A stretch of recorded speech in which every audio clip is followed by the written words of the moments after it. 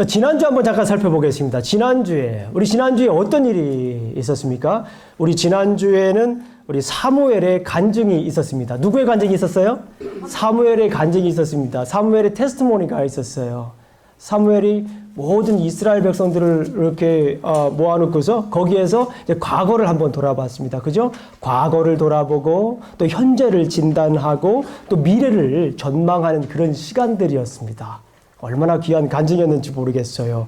자, 이것은 사울의 개인적인 간증이라고 하기보다는 이스라엘 전체의 이렇게 테스티모니, 간증이었다라고 볼 수가 있습니다.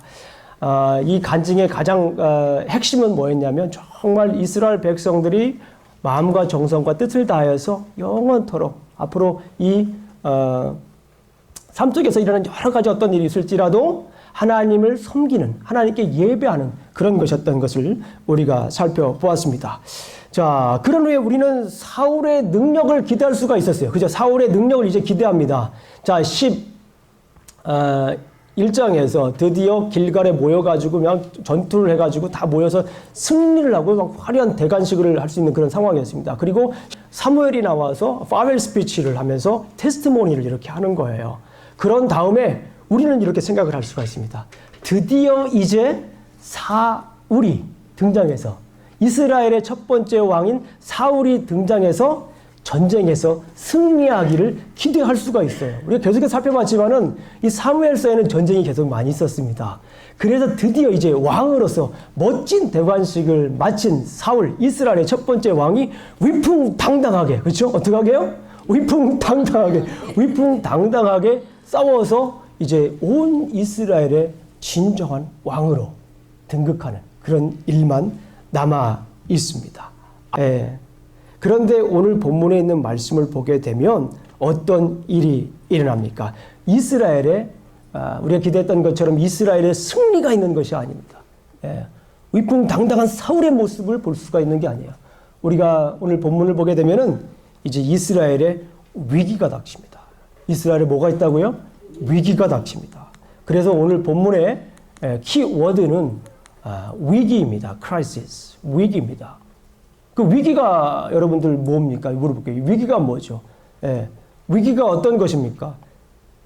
여러모로 우리 정의를 할 수 있습니다. 그런데 위기라고 하는 것을 우리가 한번 사전적인 의미를 한번 살펴보겠습니다. 어떤 일이 그 진행 과정에서 급작스럽게 악화된 상황, 악화된 상황입니다. 또는 파국을 맞을 만큼 위험한 고비이다. 위기라고 하는 것은 악화된 상황이라고 할 수 있고요. 그 다음에 위험한 고비라고 이렇게 말씀을 하고 있습니다. 자, 그럼 이스라엘 백성들이 지금 고비를 맞고 있어요. 위기입니다. 자, 여기서 이제 막 위풍당당한 사울의 모습이 아니라 전쟁에서 이기는 그런 모습이 아니라 이제 고비를 맞게 되는 그런 모습을 볼 수가 있습니다. 여러분들 혹시 위기를 경험하신 적 있나요? 위기? 정말 나에게 있어서 위기가 있다. 어떤 분이든지 이제 위기는 한 번씩 꼭 가지고 있는 것 같아요. 어렸을 때, 어떤 분들은 어렸을 때 차에 칠 뻔했습니다. 저 같은 경우에는 어렸을 때 이렇게 냇가에서 수영을 하다가 빠져 죽을 뻔했습니다. 진짜 이렇게 지나가는데 수영을 막 하고 있는데 땅을 짚으려고 하는데 땅이 아무것도 안 짚히는 거예요. 그런 경우에 정말 위기였습니다. 그러나 주님께서 저를 버리시지 않고 나뭇가지를 잡게 하셔서 일어나겠다는 그 놀라운 스토리. 감동적인 스토리 여러분들 기억하실 겁니다. 누구나 다 이렇게 위기를 가지고 있어요.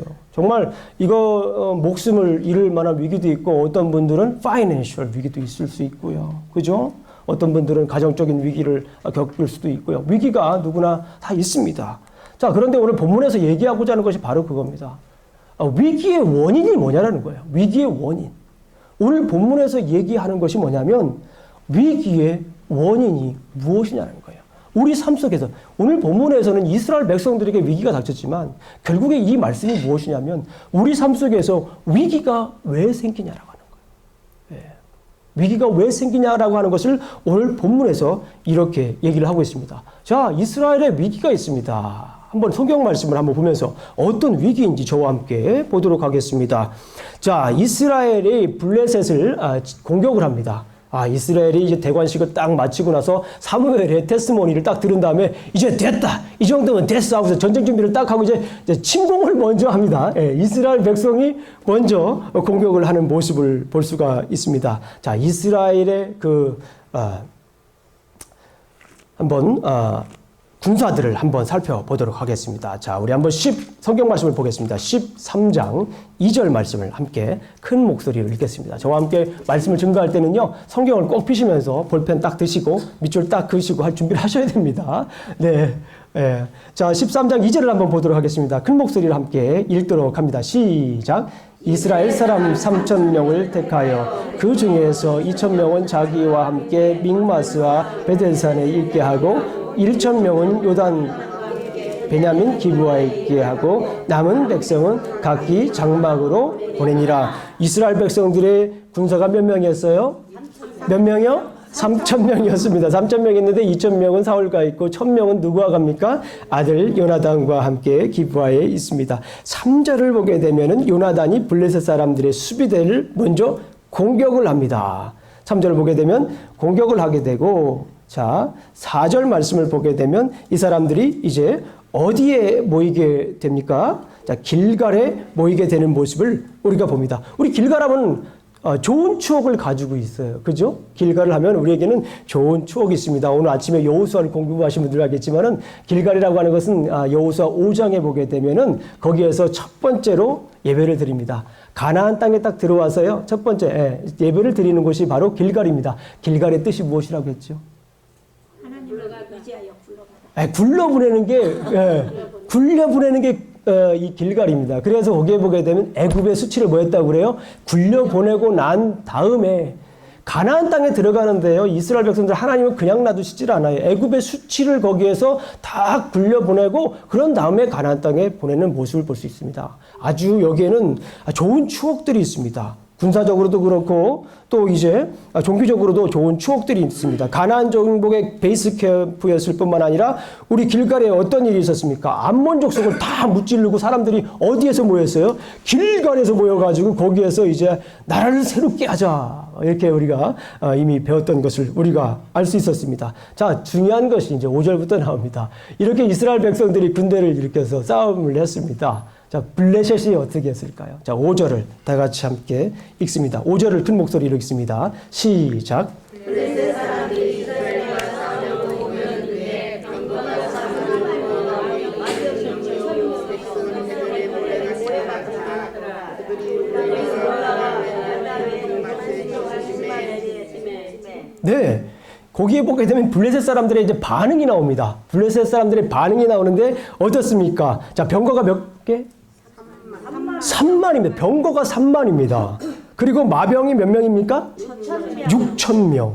자, 백성은 해변에 모래같지만 셀 수가 없는 거예요. 자, 다시 한번 물어봅니다. 이스라엘은 몇 명? 3,000명을 봤을 때도 굉장히 많이 모였네 했는데 여기 밑에 보니까 해변에 사람들 모래알처럼 셀 수가 없는 거예요.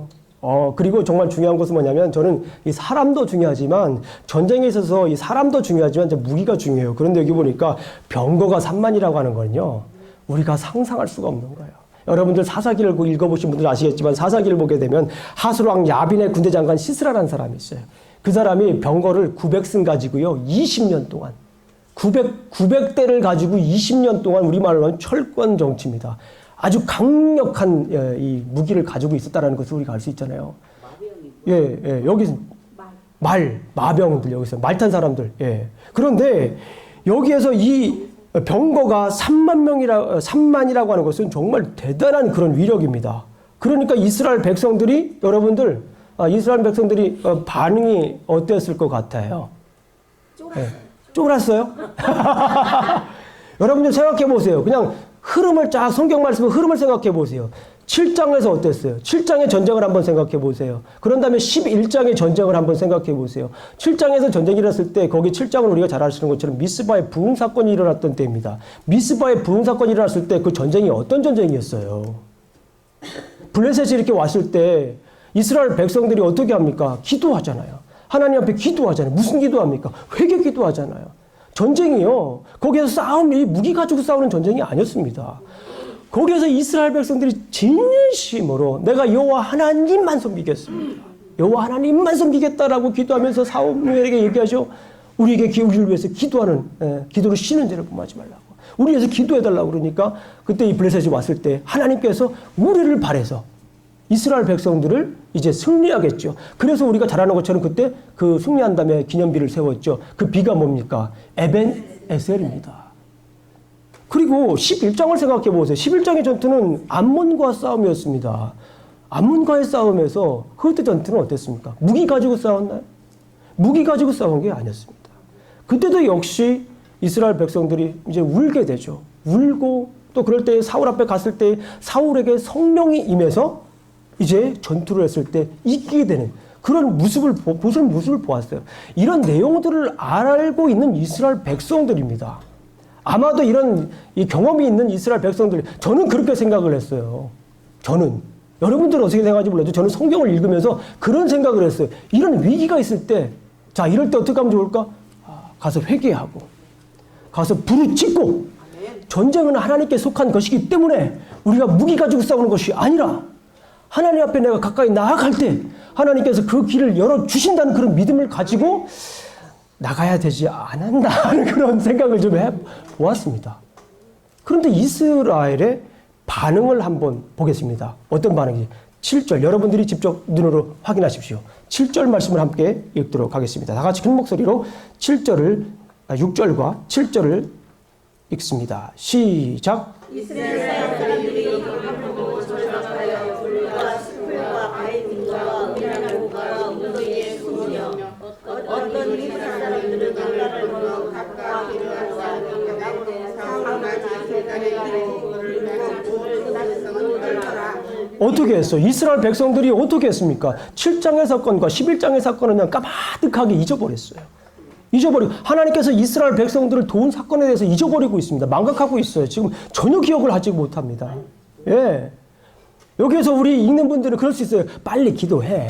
빨리 기도하고 여기 빨리 기도하면 되는데 왜 안 하고 그러지 하면서 뭐 답답해할 수도 있어요. 그렇잖아요. 그런데 오늘 이스라엘 백성들이 어떻게 합니까? 위급함을 보고 절박하여 어디로 갑니까? 굴로 도망갑니다. 숲으로 돌아갑니다. 바위에 빈틈을 찾았습니다. 예, 바위에 빈틈 들어가면 어떡하려고 어떻게 나오려고 들어갑니까 지금? 바위 빈틈으로 지금 들어가고 웅덩이에 숨습니다. 어떤 사람들은요, 그냥 어떻게 합니까? 요단강을 건너가가지고 도로 도망가 버립니다. 요단강을 도로 도망가. 예. 이런 지금 사건입니다. 얼마나 지금 이스라엘 백성들의, 뭡니까? 이거는 이스라엘 백성들의 단적인 위기를 지금 보여주고 있습니다. 자, 오늘 본문을 다시 한 번 더 이렇게 좀 큰 틀에서 한번 봤습니다. 그런데, 자, 뒤에 부분, 중간에 부분을 보지 않고 뒤에 부분을 한번 먼저 보겠습니다. 15절에 있는 말씀을 보게 되면 이스라엘의 위기가 또다시 있습니다. 오늘 본문을 보게 되면 처음에도 위기지만 뒤에 부분도 뭡니까? 위기인 것을 볼 수가 있어요. 자, 그 말씀을 보니까 이스라엘이 정말 무기력하게 나타나요. 이스라엘이. 자, 한번 말씀을 보겠습니다. 네, 15절을 함께 큰 목소리로 읽도록 합니다. 시작. 사울이 자기와 함께한 백성의 수를 세어보니 600명 가량이니라. 이게 뭡니까? 처음에 군사를 하려고, 전쟁을 하려고 모이라고 그러니까 몇 명이 모였어요? 3,000명. 3,000명이 모였잖아요. 그래서 사울이 2,000명, 요나단이 1,000명 이렇게 가서 싸우려고 했는데 중간에 무슨 일이 일어났길래 중간에 어떤 일이 일어났길래 가만히 보니까 뒤에 보니까 또 다시 크라이시스가 옵니다. 근데 그 크라이시스, 무기력한 크라이시스예요. 3,000명이나 됐는데 다 도망가서 몇 명이 도망갔다라는 거예요? 2,400명. 계산이 빨리 안 되시나 보네. 2,400명이나 되는 사람이 도망갔다는 거예요. 그래서 600명 가량밖에 남지 않았어요. 지금 본문에서 볼 때 600명 가량밖에 남지 않고요. 여기 있는 사람들을 한번 보세요. 네, 17절과 18절 말씀을 한번 보겠습니다. 17절과 18절 보게 되면 이 블레셋 사람들이요, 어떻게 합니까? 특공대를 조직합니다. 특공대를 조직해가지고 복음로를 차단하는 그런 사건을 볼 수가 있습니다. 자, 한번 17절, 18절 큰 목소리로 읽어봅니다. 시작. 노략군들이 세대 블레셋 사람들의 진영에서 나와서 한 대는 도라기를 따라서 수알 땅에 이르렀고 한 대는 광야 쪽으로 스보임 골짜기 내려다 보이는 지역길로 향하였더라. 여기 보니까 이스라엘 백성들이 이제 막 이스라엘 백성들이 복음로를 차단하는 거예요. 여러분들 혹시 군대 가보신, 우리 순환이 군대 가지만 전쟁을 할 때 중요한 것 중에 하나가 뭐냐면 원정을 썼을 때 복음로를 차단하는 거예요. 임진왜란 때 일본이 우리나라를 점령했잖아요. 그런데 우리는 거기에서 어디에 관심을 많이 가지고 있었냐면은 복음로를 어떻게 차단할까. 굉장히 관심이 많았어요. 그리고 여러분들을 육룡이 나르샤라 하는 그런 드라마를 보게 되면은 이성계가 위화도로 갔을 때도 중요하게 삼는 것이 뭡니까? 복음로에서 어떻게 우리를 보급하냐는 거죠. 복음로가 차단되면 우리는 더 이상 앞으로 전진할 수도 없고 거기 그 자리에서 다 굶어 죽는 거예요. 복음로라고 하는 것이 굉장히 중요합니다. 그런데 오늘 본문에 있는 말씀을 보게 되면 이 블레셋 사람들이 이스라엘 백성들이 600명밖에 남지 않은 이스라엘 백성들에게 잔인하게 복음로를 차단해버려요. 그러니까 이스라엘 백성들이 지금 정말 지금 이 무기력한 그런 사건입니다. 그런데 여러분들 놀라지 마십시오. 놀라지 마십시오. 미리 말씀을 드리는 거예요. 더 충격적인 사건이 있습니다. 그 충격적인 사건을 한번 보도록 하겠습니다. 19절 한번 읽어보겠습니다. 19절. 19절. 시작. 그때 이스라엘 온 땅에 철공이 없었으니 이는 블레셋 사람들이 말하기를 히브리 사람이 칼이나 창을 만들까 두렵다 하였음이니라. 그리고 여러분들 한번 읽어보세요. 22절 한번 읽겠습니다. 시작. 싸우는 날에 사울과 요나단과 함께 한 백성의 손에는 칼이나 창이 없고 오직 사울과 그의 아들 요나단에게만 있더라. 3,000명이 다 무기를 가지고 있었던 것은 아니었네요. 그리고 600명 남았는데 그 600명조차도 지금 뭐가 없다는 거예요? 무기가 없다는 거예요. 반대로 지금 블레셋의 무기는 지금 어떻습니까? 병거만 3만이에요. 병거만 3만입니다. 이거는 게임이 안 돼요. 이거는 어떻게 전략으로나 무기로나 도저히 감당할 수 없는 그런 전략인 것을 볼 수가 있어요. 이스라엘의 무기력함까지 이렇게 보입니다. 더군다나 그 블레셋이 이제 공격을 하려고 믹마스 어귀에 진을 치게 됩니다. 여러분들 믹마스는 당시 수도라고 할 수 있는 기브에서 약 한 4.5마일 정도 얼마 떨어지지 않은 그 지역에 이제 진을 치고서 이제 기회만 닿으면 그냥 바로 공격을 해버리려고 준비를 하고 있는 그런 상황입니다. 제가 드리고 싶은 말씀은 이거예요. 지금 오늘 본문에서 처음과 마지막은 지금 이스라엘의 위기입니다. 군사적인 위기인 것을 막 계속해서 보고 있는데, 자, 그렇다면 이런 군사적인 위기가 왜 생겼을까? 이런 군사적인 위기가 왜 생겼을까라는 이 가운데 부분에서 얘기를 합니다. 뭡니까? 실패한 예배입니다. 뭐라고요? 실패한 예배 때문에 군사적인 위기가 닥쳤다라고 봅니다. 저는 이 본문을 굉장히 묵상을 많이 했어요. 그러면서 이 본문에서 주신 하나님의 말씀이 무엇인가 굉장히 하나님 앞에 매달렸을 때 하나님께서 주신 말씀이 바로 이 부분이었어요. 자, 실패한 예배였다. 왜 실패한 예배였는지 그리고 왜 그렇게 중요한 것인지 제가 성경 말씀을 보면서 다시 한 번 더 말씀을 보도록 하겠습니다. 일반적으로 생각했을 때에 이 본문을 보게 되면 여러분들 많이 그런 얘기 들으셨을 거예요. 사무엘이 10장 8절에 보게 되면 사무엘이 사울에게 얘기를 합니다. 길갈로 가라고 얘기를 해요. 길갈로 가서 이레 동안 기다리라고 얘기를 합니다. 이레 동안 기다리라고 얘기를 하기 때문에 그 얘기를 듣고서 이 오늘 본문으로 와서 다시 이 사울은 사무엘이 얘기한 것을 뭐 하고 있는 거예요? 지금 7일 동안 기다리고 있는 상황입니다. 기다리고 있는 상황인데 누가 오질 않아요? 사무엘이 오질 않습니다. 지금 적군들은 지금 코앞에 와 있고 사람들은 이스라엘 백성들은 막 도망가고 숨고 막 그런 상황인데 지금 여기에서 뭘 하고 있어요?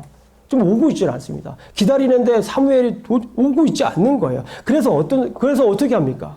이 사울이 번제를 드리는 장면이에요.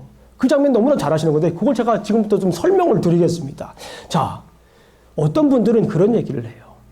이것이 사무엘이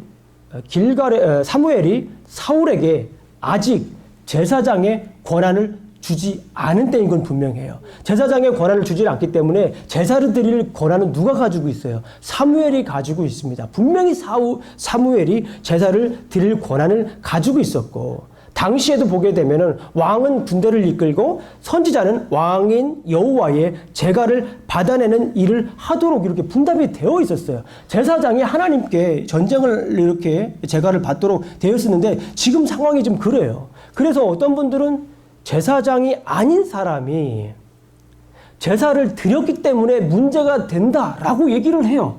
자, 그 말도 틀린 말은 아닌 것 같아요. 제가 볼 때는. 제가 볼 때는 그 말도 틀린 말씀은 아닌 것 같은데요. 이 본문 말씀을 더 깊이 묵상을 하게 되면 그거를 지금 지적하고 있지 않다라고 있는 것을 얘기를 하고 있어요. 더 말씀을 드리면 사무엘상 14장 다음 장이에요. 다음 장 35절을 한번 보겠습니다. 다음 장 35절을 보겠습니다.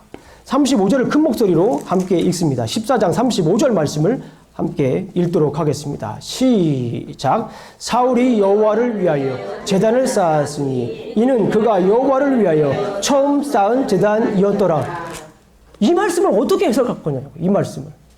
사울이 여기에서 지금 제사를 드리고 있는데 이 제사는 지금 성경에서 부정적으로 보고 있습니까? 긍정적으로 보고 있어요. 긍정적으로 지금 보고 있어요. 그리고 여기에서 하고 있는 말씀이 뭐예요? 드디어 지금 사울이 첫 번째 뭐를 드렸다라는 거예요? 첫 번째 제단을 쌓았다라는 거예요. 사울이 여기에서 첫 번째 지금 예배를 드리고 있다라고 하는 것을 긍정적으로 지금 얘기하고 있는 거예요. 그러니까 저는 그렇게 생각을 한 거예요. 여기에서 사울이 제사를 먼저 드린 거는 그렇게 나쁜 일이 아니고 그것 때문에 왕 하나님께서 다른 사람을 찾는다라고까지 할 것은 아니다라고 생각이 들었어요. 저는. 그래서 중요한 것이 뭐냐면 저는 이것입니다. 여기서 정말 중요한 것은 뭐냐면 예배 자체가 아니라 예배를 드리는 사람의 태도를 지금 집중 조명하고 있어요. 근데 그것이 어떤 단어로 표현되는지 제가 한번 여러분들과 함께 보겠습니다. 12절을 보면 여러분들이 알 수 있어요. 12절 말씀을 함께 보겠습니다. 13장 12절입니다. 13장 12절을 보겠습니다. 13장 12절을 큰 목소리로 함께 읽도록 하겠습니다. 시작. 이에 내가 이르기를 블레셋 사람들이 나를 치러 길갈로 내려오겠거늘 내가 여호와께 은혜를 간구하지 못하였다 하고 부득이하여 번제를 드렸나이다. 여기에서 중요한 게 뭐예요? 지금요. 네. 사울이 드리는 예배 태도가 지금 문제예요. 사울이 지금 예배를 어떻게 드리고 있습니까? 지금. 우리나라 성경이 너무 번역을 잘했어요. 히브리 성경보다도 영어 성경보다도 우리나라 성경이 정말 번역을 너무 잘한 부분이 이 부분이에요. 뭐예요? 부득이하게 예배를 드렸다는 거예요. 이 말씀을 한번 보세요. 지금 어떻게 드렸다는 거예요? 예배 드린 자체를 가지고 지금 얘기하는 게 아니에요. 예배 드린 자체를 가지고 지금 얘기를 하는 게 아니라 예배 태도를 가지고 말씀을 하고 있는 거예요. 내가 지금 하나님한테 어떻게 예배를 드렸다는 거예요? 내가 사울 자체가 지금 고백을 하고 있잖아요. 내가 어떻게 예배를 드렸다는 거예요? 부득이하게 예배를 드렸다라고 하는 거예요. 여러분들 부득이한다는 말이 무슨 말이에요? 예? 어쩔 수 없다는. 그런 거예요. 맞아요. 어떻게 잘하셨어요? 잘 알죠. 네. 부득이하다는 말은 뭐냐면 어쩔 수 없이란 뜻이에요. 부득이라고 하는 말은 뭐예요? 마지 못해서 하는 거예요. 부득이라고 하는 것은 어쩔 수 없이. 그러니까 사울이 지금 예배를 드린 것이 뭐예요? 뭐 두려워가지고 사람들은 막 도망가고 그러니까 우리가 예배를 드릴 땐 신령과 진정으로 예배를 드려야 되잖아요. 온전하게 예배를 드려야 되는데 여기에서는 지금 어쩌고 있는 거예요? 부득이하게 예배를 드리고. 어쩔 수 없이 그냥 막 구색만 갖춰가지고 예배를 드리고 있는 거예요. 지금 주일날이니까 아이고 막 이런 거저런 주섬주섬 해가지고 지금 나오는 그런 상황과 같을 수 있다라는 거예요. 지금 마지 못해서 예배를 드리고 있는 거예요. 그거를 지금 여기서 얘기를 하고 있는 거예요. 왜 사울이 부득이하게 예배를 드렸습니까? 두려움 때문이죠. 두려웠어요. 사울은 너무나 두려웠습니다. 선지자 겸 제사장인 지금 사무엘이 오질 않고 있죠. 우리는 충분히 이해할 수 있는 상황입니다. 그리고 또 어떻습니까? 백성들은 아까 봤듯이 뿔뿔이 다 터집니다. 막. 예? 요새 심지어 요단강까지 건너가는 사람들은 뭐예요? 거기에서 지금. 예? 요단강까지 건너가는 거예요, 지금. 600명밖에 남지 않았습니다. 이런 상황에서 지금 어떻게 해야 됩니까? 이런 상황에서 사울은 여기에서 부득이하게 예배를 드렸다고 하는 것. 어쩔 수 없이 마지 못해서 예배를 드렸다라고 하는 것을 지금 사무엘은 지적을 하고 있는 거예요. 우리가 여호수아를 공부해서 잘 알 수 있어요. 여호수아. 예. 전쟁은 뭡니까? 성전이에요. 전쟁. 당시 전쟁이라고 하는 것은 성전입니다. 거룩한 전쟁이에요. 홀리워라고 얘기를 합니다. 그래서 거기는 뭐라고 해요? 히브리어로 헤렘이라고 해요. 헤렘. 예. 완전히 뭐 하는 거예요? 진멸하는 거예요. 전쟁할 때는요, 완전히 진멸을 해야 돼요.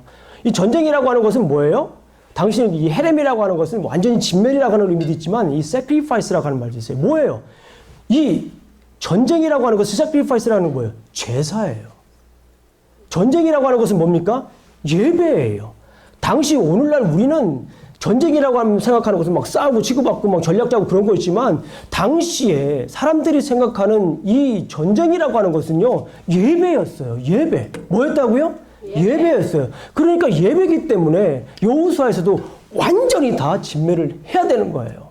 sacrifice를 완전히 해야 돼요. 온전한 제사를 드리기 위해서는 완전히 다 진멸을 해야 되는 거예요. 당시 상황을 보게 되면. 그런데 지금 여기에서 뭐 하고 있는 거예요? 지금 전쟁 때 예배를 드린다라고 하는 것은, 번제를 드린다라고 하는 뭡니까? 지금 전쟁이 시작되는 시점이에요. 사울이 예배를 드린다고 하는 것은 전쟁의 시작을 알리는 거예요. 그렇지 않습니까? 이제부터 지금 전쟁이 시작되는데 그 예배를 전쟁의 출발점에서 예배를 드리는데 그 예배가 지금 어떤 예배냐라는 거예요. 부득이한 예배라. 마지못해서 드리는 예배인 거예요. 그 예배가 뭡니까? 어쩔 수 없이 드리는 예배입니다. 여러분들 보나마나 뻔한 거 아닙니까? 당시에는 전쟁이라고 하는 건 예배였는데 오늘 사울이 드리는 예배가 부득이한 예배였어요. 마지못해서 드리는 예배였습니다. 그 전쟁의 결과는 어떻습니까? 뻔한 거예요. 지금 시작 자체가 지금 잘못되고 있는 거예요. 시작 자체가.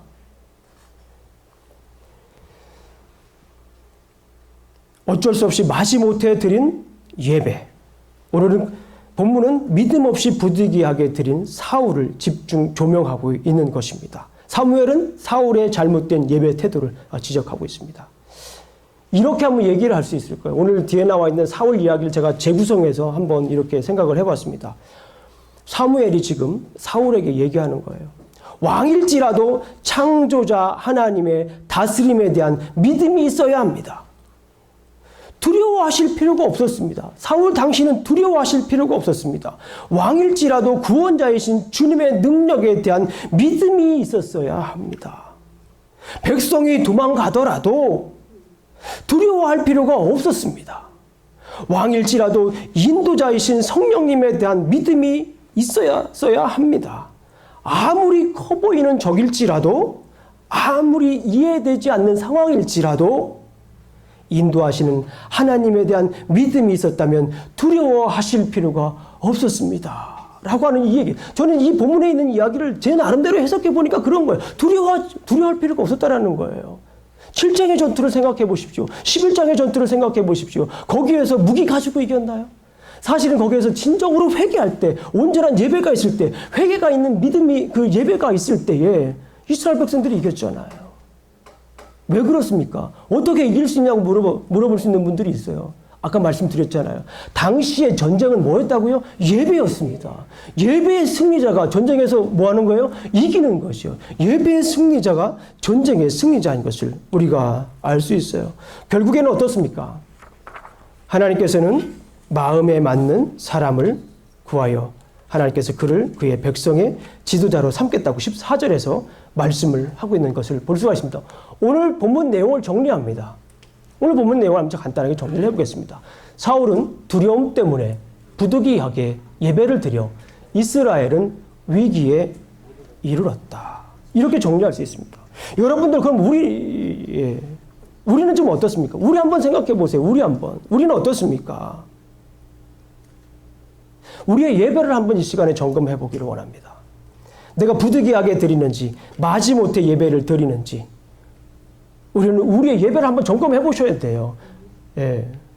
부득이하게 드리는 예배인지, 아니면 마지못해 어쩔 수 없이 드리는 예배인지 한 번 더 점검을 해 봐야 됩니다. 여러분들, 당시의 예배는 전쟁이었습니다.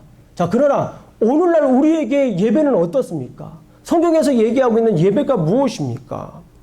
예배는 하나님과 나와 인격적인 만남을 통한 회복의 시간입니다.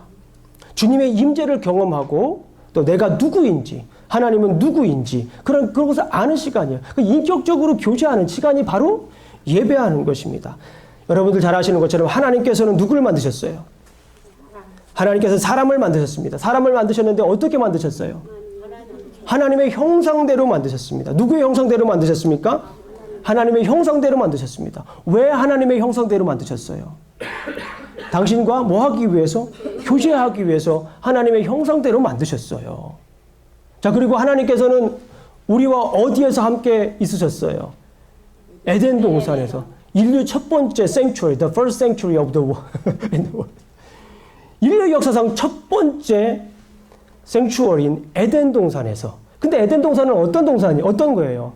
하늘 성소의 카피입니다. 하늘 성소의 모형입니다. 자, 잘 생각해 보세요. 하나님께서 에덴 동산을 만드셨어요. 그 에덴 동산은 하늘 성전의 모형입니다. 하나님께서 사람을 만드셨어요. 근데 그 사람은 누구의 모양을 따라 만들었어요? 하나님의 형상을 따랐어요. 얼마나 멋있는 예배가 그곳에 있었겠습니까? 에덴 동산에 얼마나 멋있는 예배가 있겠습니까? 하나님의 임재를 경험하고 하나님과 온전한 교제가 있었겠습니까? 그런데 중요한 것은 어떻게 됐어요? 거기에서 이제 사람이 죄를 짓고 이제 그 관계가 깨져서 에덴 동산에서 어떻게 됩니까? 쫓겨났습니다. 사람이 쫓겨나게 되잖아요. 그러고 나서 하나님께서 계속해서 우리를 통하여서 그 회복을 시도하십니다. 그것이 첫 번째가 뭐냐면 성소입니다. 성소예요. 출애굽기 25장부터 40장까지 있었던 성소, 태버네클. 거기에서 하나님과 인간이 다시 회복할 수 있는 임재의 장소로서, 예배의 장소로서 하나님께서 보여주고 있어요. 그런 다음에 하나님께서 레위기에서 어떻게 하십니까? 죄인인 인간이 거룩한 하나님과 교제할 수 있는 방법을 레위기에서 얘기를 하고 있어요. 제가 여러 번 말씀드렸잖아요. 그 뭐예요? 죄인인 인간이 거룩한 하나님과 교제할 수 있는, 펠로우십할 수 있는, 예배할 수 있는 이 방법이 무엇입니까? 우리의 일그러진 형상, 죄 때문에 일그러진 우리의 형상을 다시금 회복할 수 있는 그 자리를 만들어 주셨어요. 그 방법을 만들어 주셨어요. 그것이 뭐였습니까? 예배였습니다. 제사였습니다. 레위기를 보게 되면은 1장부터 16장까지는 제사에 관한 얘기를 하고 있어요. 근데 하필 왜 제사입니까? 왜 sacrifice입니까? 우리의 일그러진 형상을 그 성막에서, 그 성소에서 다시 회복시켜 줄 수 있는 그런 길을 여신 겁니다. 누구를 통하여서? 레위인들을 통하여서. 레위인들이 뭘 준비합니까? 제사를 통하여서. 그것이 뭡니까? 예배입니다. 예배라고 하는 것은 뭐냐면 그 시간에 우리가 일그러졌던 우리의 죄 때문에, 아담이 지은 죄 때문에 일그러졌던 우리의 그 일그러진 형상을 다시 뭐하는 시간입니까? 회복하는 시간이에요. 예배라고 하는 것은 하나님을 만나면서 우리가 다시 하나님 앞에 하나님의 형상대로, 누구의 형상대로입니까? 하나님의 형상대로 우리가 회복되는 시간이 바로 그런 예배입니다. 오늘 사울이 질타받은 것이 바로 그거예요. 그 온전한 예배가 없이 이제 부득이하게 예배를 드리면서 이제 전쟁을 시작하려고 했던 겁니다. 그것이 중요한 것을 우리가 알 수가 있어요. 그러니까 결국 우리가 다시 한번 점검해 봐야 돼요. 반대로 나에게 뭐가 있어요? 위기가 있어요. 그죠? 나에게 위기가 있어요. 오늘 본문에 따르면은 그 위기의 원인은 무엇일까요? 예배의 실패입니다. 예배를 실패하게 되면 우리에게 반드시 위기가 오게 됩니다. 내가 하나님과 온전한 관계가 이루어지면 어떤 사람이 나와서 이렇게 뭐 욕을 하든 말든 상관이 없어요. 내가 예배에 실패하게 되면 딴 사람들이 날 욕을 해요. 그럼 내가 욕을 먹어요. 그런데 내가 예배에 실패하지 않고 예배에 성공을 하게 되면 딴 사람들이 나에게 욕을 하면 나는 어디로 갈까요? 욕실로 갑니다. 이건 농담이에요. 욕실에 가서 뭐 할까요? 욕을 시끄러. 물을 틀어놓고 그 욕을 보냅니다. 그게 욕실이라고 저는 이해를, 틀렸습니까? 중요한 거예요. 내가 예배를 실패하게 되면 다른 사람들이 나에게 뭐 이런저런 얘기하면 거기에 매여가지고 내가 살아가지고 어떻게 하면 좋을까, 이렇게 하면 좋을까 살아가는데 내가 예배를 실패하고 하나님께서 나를 만들어준 그 형상을 회복하는, 살게 되면은 누가 욕을 하든 상관이 없어요. 나는 이미 하나님과 관계가 돈독하기 때문에 아무런 상관이 없어요. 에라 모르겠다. 오늘 욕실 가자. 그게 욕실 아니에요? 그런 거예요. 하나님과의 예배가, 이 온전한 예배가 이루어질 때 우리는 온전하게 살 수가 있는 거예요. 우리가 다시 한번 위기가 있다면 내가 얼마나 하나님과 예배가, 온전한 관계가 이루어지는지 한번 반드시 점검해 보셔야 됩니다. 우리는 창조자 하나님의 다스림에 대한 믿음이 있어야 돼요. 아까 이 사무엘이 사울에게 했던 그 재해석한 것을 제가 말씀드렸잖아요. 이것을 저는 오늘 우리 성도님들에게 다시 한 번 더 메시지를 전하고 싶어요. 우리는 창조자 하나님의 다스림에 대한 믿음이 있어야 합니다. 두려워하실 필요가 없습니다. 위기가 오실지라도 두려워하실 필요가 없습니다. 우리는 구원자이신 주님의 능력에 대한 확신이 있어야 합니다. 아멘. 상황이 어떠하든지 두려워하실 필요가 없습니다. 우리는 인도자이신 성령님에 대한 확신이 있어야 합니다. 아무리 이해되지 않는 상황일지라도 인도하시는 하나님에 대한 성령님에 대한 확신이 있다면 두려워하실 필요가 없습니다. 우리가 걸어갈 때 길이 되시고 우리가 살아갈 때 삶이 되는 그곳에서 우리는 온전한 예배를 드려야 될 줄로 믿습니다. 어떤 상황에도 믿음으로 예배해야 합니다. 부르신 곳에서 믿음으로 우리가 예배해야 될 줄로 믿습니다. 다시 한 번 더 점검해 보십시오. 그래서 메시지, 믿음으로 드리는 예배는 우리가 걸어야 할 길이다. 한번 따라해 보겠습니다. 믿음으로 드리는 예배는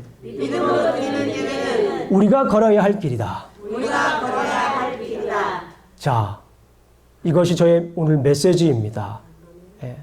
그리고 이것이 여러분들을 향한 애플리케이션, 적용입니다.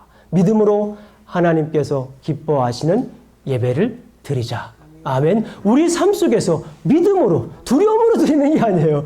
믿음으로 드릴 때 하나님께서 그걸 온전한 예배라고 그러시는 거예요. 부득이해서 드리는 예배가 아닙니다. 마지못해서 어쩔 수 없이 드리는 예배가 아니라 믿음으로 하나님, 창조자 하나님을 생각하면서, 믿음으로 구원자 예수님을 생각하면서, 믿음으로 나를 인도하시는 성령님을 생각하면서 그 믿음으로 예배를 드리는 것이 온전한 예배인 줄로 믿습니다. 그 예배를 하나님께서는 기뻐 받으시는 줄로 믿습니다. 자, 마지막으로 성경 말씀 읽고 우리 마칩니다. 믿음이 없이는 하나님을 기쁘시게 하지 못하나니 하나님께 나아가는 자는 반드시 그가 계신 것과 또한 그가 자기를 찾는 자에게 상 주시는 이심을 믿어야 할지니라. 우리 한번 짧게 읽겠습니다. 다시 한번 합니다. 믿음이 없이는 하나님을 기쁘시게 하지 못하나니 하나님께 나아가는 자는 반드시 그가 계신 것과 또한 그가 자기를 찾는 자들에게 상 주시는 이심을 믿어야 할지니라. 아멘. 우리 기도하시겠습니다. 하나님 아버지 감사합니다. 오늘 또 우리가 이렇게 말씀을 나누었습니다. 우리에게 위기가 있습니다. 우리에게 어려움이 있습니다. 다시 한 번 더 주님과의 관계, 온전한 예배 점검하겠습니다. 아버지 하나님, 날마다 우리가 살아가는 동안에 믿음으로 온전한 예배를 드리겠습니다. 주님 도와주시옵소서. 예수님 이름으로 기도합니다.